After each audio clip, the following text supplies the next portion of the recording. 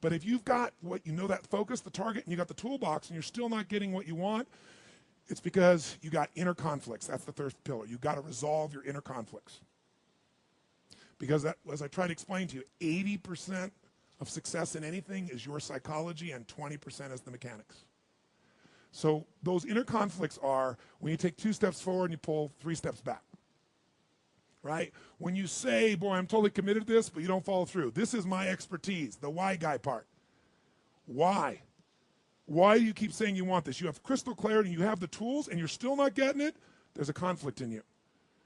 You want to be totally successful, but you're afraid at some level that if you are totally successful, you will not be loved.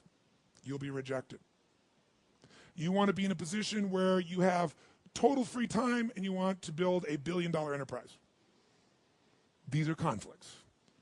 You really, truly know you got the tools and talents to make this happen, but a part of you doesn't think you deserve to succeed because it's something you did at some point in your life or something you made up. Or you think making money or being successful economically is not spiritual.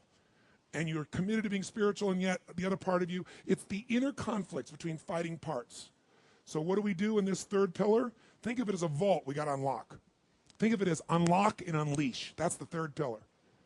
The way you unlock and unleash is you identify the conflicts. You get clear what they are. So you may have total clarity, even the tools, but how can you totally unleash and commit when you're being pulled in 2 different directions? You say, Tony, how do I solve that? There isn't one way.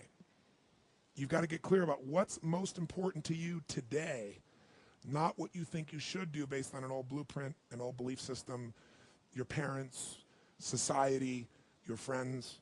Otherwise, you'll succeed and not be fulfilled. So once you identify the conflicts, now what you got to do is align. Align your life with what you really value. Align your life with what is most important to you. And then once you are in a position where you're aligned, guess what you'll do? Take action. You won't even have to work at it. When everything's in alignment, there's nothing pulling you away, boom, you go for it.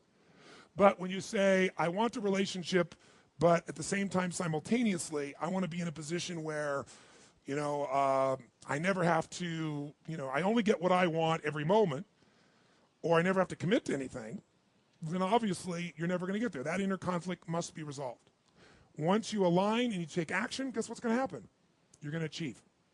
And once you achieve, you succeed. When you succeed, I'll tell you what you got to add to it. Celebrate, right? And then contribute. Pay it forward, if you will, as corny as that sounds. Remember the movie? Pay it forward. Don't pay it back.